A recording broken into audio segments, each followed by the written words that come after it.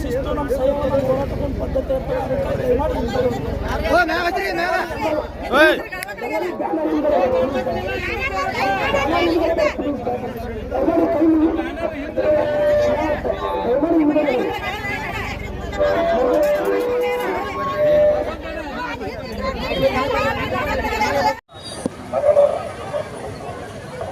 ಆಚಾರ ಪಕ್ಕದ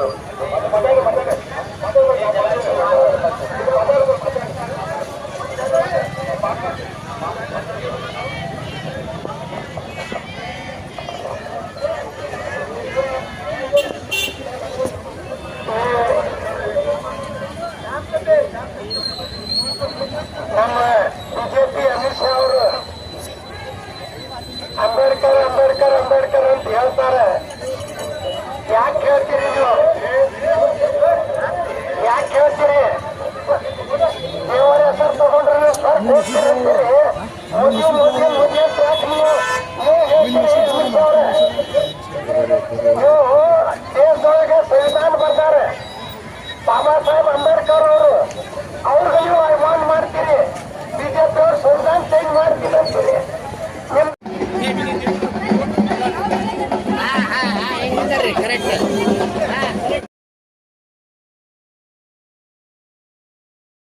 ಓ ಗೌಡ್ರೆ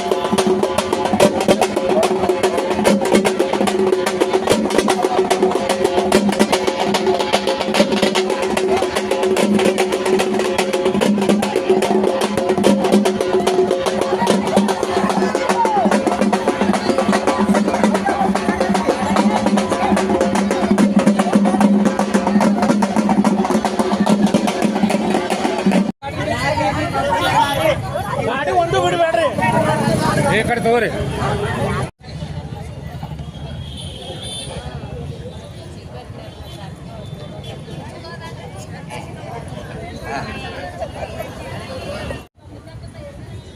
ವಿಶ್ವ ಹಿಂದೂ ಪರಿಷತ್ತಿನ ಮುಖಂಡರು ಅವರ ಭಾವನೆಗಳು ಏನಿದ್ದು ಇಲ್ಲಿವರೆಗೆ ಆ ಭಾವನೆಗಳನ್ನ ಅಮಿತ್ ಶಾ ಅವರು ಲೋಕಸಭೆಯಲ್ಲಿ ಪ್ರತಿಪಾದನೆ ಮಾಡಿದ್ದಾರೆ. ಸಂವಿಧಾನ ಬರೆದಂತ ಸಂದರ್ಭದಲ್ಲಿ ಸಂವಿಧಾನಕ್ಕೆ ವಿರೋಧ ಮಾಡಿರ್ತಕ್ಕಂಥವರು RSS ನವರು, ವಿಶ್ವ ಹಿಂದೂ ಪರಿಷತ್ನವರು. ಇವತ್ತು ಅವರಿಗೆ ನಾವೆಲ್ಲ ಕೂಡ ಹೇಳ್ಬೇಕಾಗ್ತಾ ಇದೆ, ನೀವು ಬರ್ತಕ್ಕಂಥ ದಿನಮಾನದಲ್ಲಿ ನೀವು ಬಾಬಾ ಸಾಹೇಬ್ ಅಂಬೇಡ್ಕರ್ ಅವರ ವ್ಯಕ್ತಿತ್ವಕ್ಕೆ ಚ್ಯುತಿ ತರ್ತಕ್ಕಂಥ ಕೆಲಸ ಮಾಡಿದ್ರೆ ಈ ದೇಶದಲ್ಲಿ ಇರ್ತಕ್ಕಂಥ ದಲಿತ ಜನಾಂಗ, ಹಿಂದುಳಿದ ಜನಾಂಗ, ಅಲ್ಪಸಂಖ್ಯಾತ ಜನಾಂಗ, ಮಹಿಳೆಯರು ಎಲ್ಲರೂ ಕೂಡ ನಿಮ್ಮ ವಿರುದ್ಧ ಒಂದು ದಂಗೆಯನ್ನು ಹೇಳ್ತಕ್ಕಂಥ ಸಮಯ ದೂರ ಇಲ್ಲ ಅಂತಕ್ಕಂಥ ಮಾತನ್ನ ಈ ಸಂದರ್ಭದಲ್ಲಿ ಎಚ್ಚರಿಕೆ ಮುಖಾಂತರ ಹೇಳಲಿಕ್ಕೆ ಬಯಸ್ತಾ ಇದ್ದೇನೆ. ಇವತ್ತು ಅವರು ಪದೇ ಪದೇ ಹೇಳ್ತಾ ಇದ್ರು, ನಮಗೆ ಲೋಕಸಭೆಯಲ್ಲಿ 400 ಸೀಟ್ ಬರಬೇಕು, 400 ಸೀಟ್ ಬರಬೇಕು ಅಂತಕ್ಕಂಥ ಮಾತನ್ನ ಹೇಳ್ತಾ ಇದ್ರು. ಒಂದು ವೇಳೆ ಈ ದೇಶದ ಜನ ಅವರನ್ನು ನಂಬಿ ಏನಾದರೂ ಒಂದು 400 ಸೀಟ್ ಲೋಕಸಭೆಯ ಸದಸ್ಯರನ್ನ ತಂದು ಕೊಟ್ಟಿದ್ರೆ ಭವಿಷ್ಯದಲ್ಲಿ ಇವತ್ತು ಸಂವಿಧಾನ ಬದಲಾವಣೆ ಮಾಡ್ತಕ್ಕಂಥ ಒಂದು ದುಸ್ಸಾಹಸಕ್ಕೆ ಅವರು ಕೈ ಹಾಕ್ತಾ ಇದ್ರು ಅಂತಕ್ಕಂಥದ್ದನ್ನ ನಾವು ನೆನಪಿಸ್ಕೊಳ್ಬೇಕಾಗ್ತಾ ಇದೆ. ಆದರೆ ಈ ದೇಶದಲ್ಲಿ ಇರ್ತಕ್ಕಂಥ ಬಾಬಾ ಸಾಹೇಬ್ ಅಂಬೇಡ್ಕರ್ ಅವರ ಅನುಯಾಯಿಗಳು, ಬಾಬಾ ಸಾಹೇಬ್ ಅಂಬೇಡ್ಕರ್ ಅವರ ಹಿತಚಿಂತಕರು, ಸಂವಿಧಾನದ ಅಭಿಮಾನಿಗಳು ಇವತ್ತು ಬಾಬಾ ಸಾಹೇಬ್ ಅಂಬೇಡ್ಕರ್ ಅವರ ಸಂವಿಧಾನ ರಕ್ಷಣೆ ಆಗಬೇಕು ಅಂತಕ್ಕಂಥ ವಿಚಾರದಲ್ಲಿ ಯಾವುದೇ ಕಾರಣಕ್ಕೂ ಕೂಡ ಅವರಿಗೆ 400 ಸಂಖ್ಯೆಯಲ್ಲಿ ಬರದಂತೆ ತಡೆ ಹಿಡಿದಂತ ಕೆಲಸ ಬಾಬಾ ಸಾಹೇಬ್ ಅಂಬೇಡ್ಕರ್ ಅನುಯಾಯಿಗಳಿಗೆ ಸಲ್ತಾ ಇದೆ ಅಂತಕ್ಕಂಥ ಮಾತನ್ನ ಹೇಳಲಿಕ್ಕೆ ಬಯಸ್ತಾ ಇದ್ದೇನೆ. ನಾನು ಹೆಚ್ಚಿಗೆ ಮಾತನಾಡಿದೆ. ವೇದಿಕೆ ಮೇಲೆ ಹಲವಾರು ನಾಯಕರು ಅವರ ಗೌರವಕ್ಕೆ ಧಕ್ಕೆ ಬಂದಿರತಕ್ಕಂಥ ಈ ಸಂದರ್ಭದಲ್ಲಿ ನಾವು ಕೂಡ